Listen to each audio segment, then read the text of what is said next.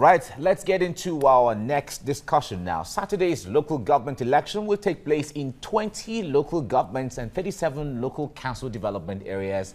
And the Lagos State Independent Electoral Commission says it has put measures in place to ensure a hitch-free exercise.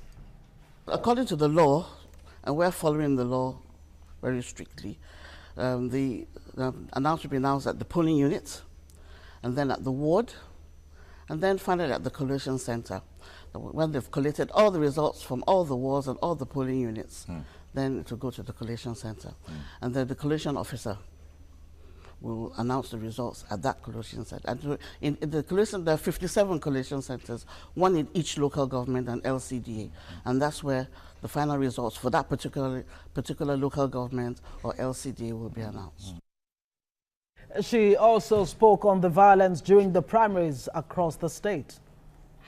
Alarming rate of violence that broke out during the primaries.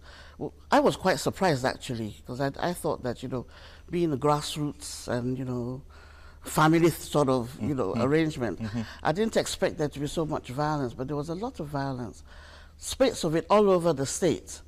And although really it's not in our interest to interfere in intra-party disputes. I mean, like, coming from my own background, I know that courts are restrained and we're admonished continuously to refrain from sticking our nose or adjudicating over intra-party disputes. I thought to think outside the box. We in the Commission thought outside the box. And we thought, well, look, we can't just sit down and feign ignorance. We're hearing what's happening. We're reading what's happening. We're seeing what's happening on the television. We should do something about it. So we have this establishment called IPAC, the Inter-Party Advisory Council, which is a combination of all the political parties. So we decided to invite them, to talk to them about it. And please, they should go back to their members and speak to them, admonish them not to fight. It is not a do or die. As we didn't see it as a do or die affair. I mean, like, this is service to the state. Exactly. And if you want to serve, really, why do you want to hack yourselves to death before you get there? It's certainly not a do or die. Is anybody listening? I wonder if our people really have that opinion, that disposition. It's not a do or die, I really hope so. Well, joining us in the studio is a former chairman of the Amuwo-Dofin local government area. Good morning and thanks for joining us. Thank you very much, Honorable Ayodele Adewale, for joining us on the show this morning. Now, let me ask, Saturday is just about 48 hours from now. Is Lagos State ready for the local government? You are in the grassroots, that you have your network, you've been following things up, so let us know. Well, Lagos State is more than ready. I mean, judging from the accounts that we're seeing in the media and seeing the movement of things happening, and of course the umpire, the LISEC, we just listened to the head of LISEC speak, and we also listened to how they thought out of the box to make sure that things are firmed up and done properly. Lagos is more than ready, the people are more than ready, and the people have been awaiting this opportunity to elect their leaders at various levels of the political strata. So they're ready. Well, it's interesting you say that Lagos is ready. But looking at local government elections across the country, the Speaker, Yakubu Dogara, once described local government elections in Nigeria as a shame and a mockery of democracy. Are these adjectives too strong to describe what should be the most important elections in Nigeria? Well, I would not know, or I don't know the perspective in which he has seen it, and to what extent that he believed in the sayings that he put forward. But I believe that local government is the most important structure of governance, because government is built from bottom to top, and there is no government that can get it right if you don't get it right at the foundation. That's the local government level. He could be right in that in some state they've not gotten it right appropriately, because getting the right people to be at the saddle of leadership is quite Herculean. And if the society have not bred leaders that can actually take charge of the system and give birth to good governance, it becomes a problem. And in Lagos State, you've seen repeatedly how local government have been able to impact meaningful development at the grassroots, to the extent that many states in the country that were not controlled by the APC as at now were actually swinging at different doldrum, and that had led to human migration, particularly to Lagos State, and some of it also have led to catastrophic happenings, especially in terms of security affair. I mean, if the people are not well engaged, if infrastructures are not there, definitely you are going to have all kinds of violence. And of course, the security arm of government too have not been very helpful. I understand their situation that in the past, they were not well catered for. The morale of the officers and men were not adequately boosted with good welfare packages and all. But as we journey on, there's a need for us to invest in human capital and, of course, to put in infrastructure that can carry all of these things. Okay. Now, there has always been this notion that the state government controls almost everything, even from infrastructure to so many things within the local level. But we want to see local government as the third tier of government, administratively. So what drives campaigns? What kind of things do whoever is contesting for chairman or contesting for councillor, what do they say they want to provide for the people? Well, that notion is not particularly right. Okay. Particularly at some corners of the state, like Lagos State. I was privileged to be chairman of local government. I thank God that I was able to provide infrastructure. The state government never interfered in my affairs of governance. The best they could do was to give us awards, several awards at where we have actually, done very well. But again, to what you said, what bubbles the system is that it's rather saddened that in this corner of our own human space, that hunger is a key factor here. You can imagine somebody throwing Indomie noodle and, sorry for using that word because they've not paid advert though. Noodles. Noodles, and people are jostling just to catch noodles. And somebody throwing torchlight and people are jostling. Instead of somebody throwing you ideas, throwing you programs, engaging you. Something happened in Amuodofin about 5 days ago. There was a debate organized by a young lady. She met me about 3 weeks ago and said, look, comrade, I have this idea. I said, Eva, your idea is very good, very nostalgia, but let us do it and let's create a bang.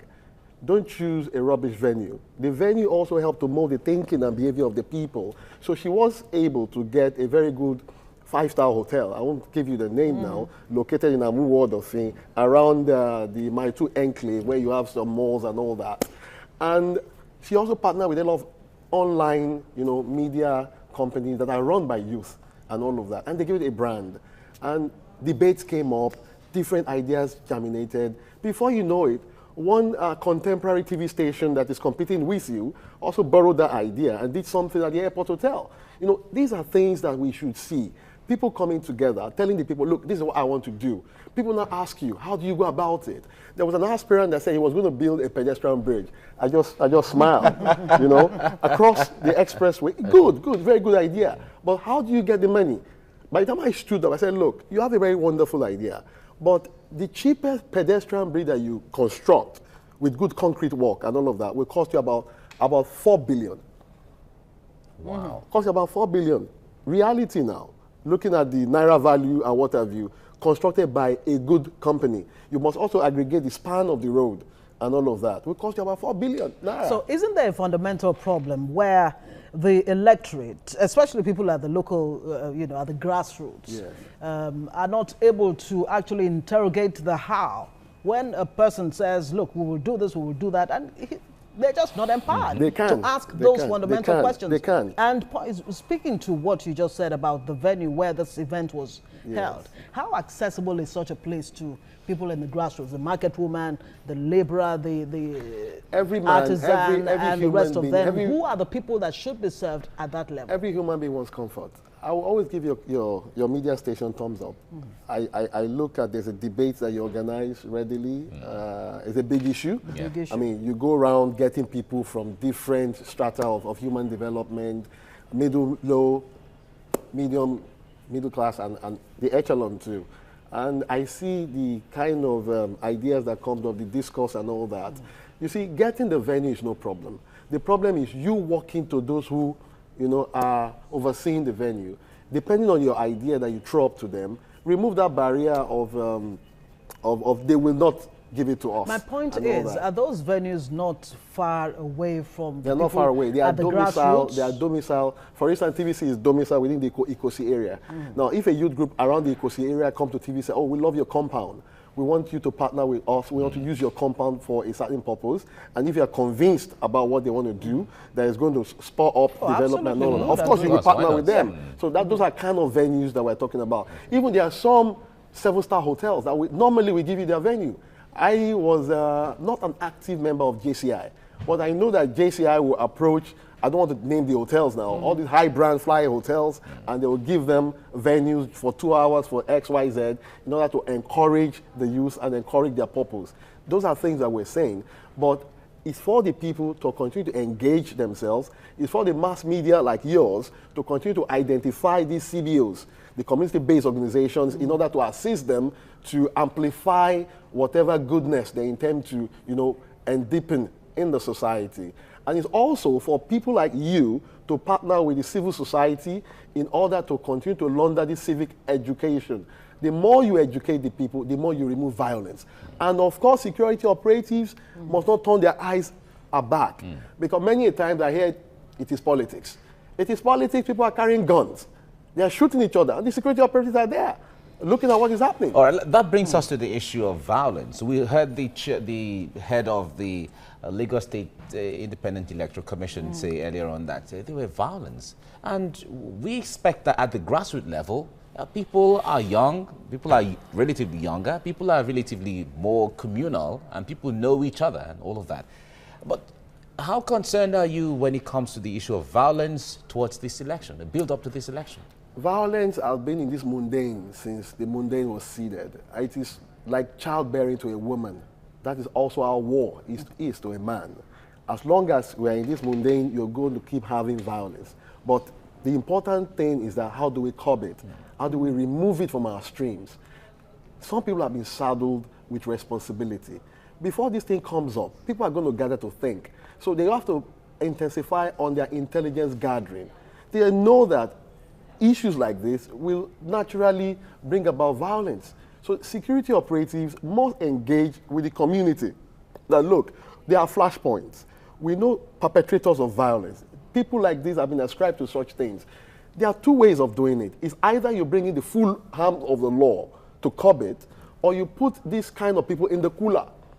Once this exercise is coming, just take them to the cooler, cool them off. As soon as the exercise is over, release them and continue to engage them. As long as you have some people that are thinking very well, they are very peaceful, you're also going to have roughages in biological framework, that all their life is about violence. The energy is too much. You look for a way of burning their energy positively. Maybe in the farms. Just and of send them course, to the remove farms. any instrument of violence from society. Absolutely. Like if you go to UK now, you hardly find guns on the street.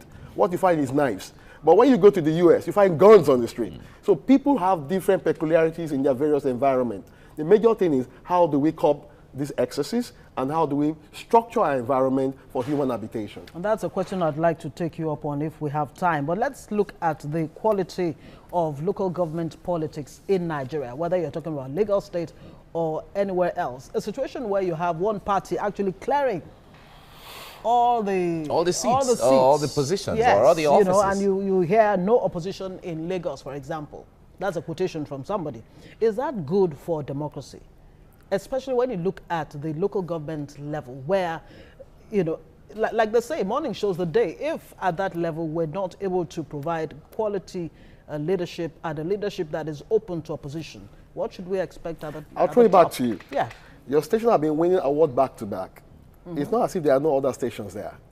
There was a station that was winning the best media station for about 5-10 years. It is not their fault that they are winning. As long as what they are doing is meaningful, as long as what they are doing is impactful and is bringing dividend to the people, it is for the people to award you that you are doing well, and they continue to give you their votes. As long as in Lagos State, for instance, they are people-oriented in terms of program and actions, of course everybody wants something good. And they have seen the plural in other corners of the state, and they know how these things interject. They will continue to vote for the party that is giving them that seemingly comfort, because they don't want to go back to all of those years where comfort was a dream to them. You understand? So it is for other parties also to bring in ideas that, look, we can do better than what this party have done. And for the space that we have occupied, look at what we have done. Take, for instance, when ACN was on ground. It was the success of ACN then that metamorphosed into us capturing the whole nation as APC. You understand? If we have not done well in ACN, as led by Asiwaju Bola Ahmed Tinubu, it would have been very difficult for us to have the APC winning all over the country. Similarly for General Muhammadu Buhari, everybody knows his pedigree, that is incorruptible. Now, you match that pedigree of incorruptible nature to the pragmatic nature and vision of Asiwaju Bola Ahmed Tinubu, where you bring it together. And with all the pragmatic people, we got Nigeria. Okay, we don't have all the time, but let me ask you this, involvement of women in the entire process. I wonder if there is any deliberate, because when we saw from local government to local government, we saw more of men. I only saw maybe... You should have given me that question to ask. Oh, okay, fine, go ahead. I will give you my thoughts. All right. And please don't hold it against me. This is my thought. This is my thought. Is his thought. This is my thought, and I've always held on to it. I have always supported women, even right from the University of Lagos. I went to LASU. There was a lady then that contested for ALSU president. As PRO of NANS, I went out of my way to support her, and she lost by 3 votes. You understand? Now, the demography in Nigeria presupposes that women are more. It is for them to organize. Politics is about number. It's a game of number. If they organize very well, and they are able to also move into the divide of the male gender and buy a lot of votes from there and aggregate it. They have what it takes. I am against people coming and say, give 10% to women, give 20%, put them here, put them... They can take all. It's about you getting organized. You understand? And lobbying. In politics, it's a game of lobbying. And there's one thing about politics that people fail to understand. It's about friendliness, friendship. If I build a friendly relationship with you and I build bridges across you, even if somebody brings 10 billion for you to work against me, you remember that we have a bond. Yeah, but you would agree that if society does not permit the woman to go into things like politics... Queen Amina, when she existed. Queen Amina, when Margaret she existed. Margaret Ekpo, society never permitted So how them. did we now get back to a place where we're now talking about women empowerment and, you know, giving some... You are creating a class for percentage yourself. for The more women? you talk about this, the more you create a class. Yes, I agree that there's cultural issues, but the more you talk about it, the more you are beclouding the reason of the women that there's a class struggle. What you have to make them understand that you are as equal as that man. Exactly. If you can get A1 in English, that woman can also get A1. If you can become the best woman broadcaster, the man should also see that, look, I can. Otherwise, you are going to create apathy in systems. We understand that. Now, throw that into the mix. You have some 30,000 police officers that will be deployed for this particular election. Does it reflect that we have not really grown as far as politics and democracy is concerned in this part? We have not built our security system to be very enduring and to be very result-oriented. It's not about the number of the police that you have. It's about the proactiveness and the right enableness that you create for them. If you have 10 million policemen there, it will take a very, very courage-driven criminal. Even if they are just 10, they can drive away 10,000 policemen. You understand? So it is how you are able to train your police force, how you're able to build the right courage in them, giving them the right logistics, provide the right equipment, and of course, the right welfare for them.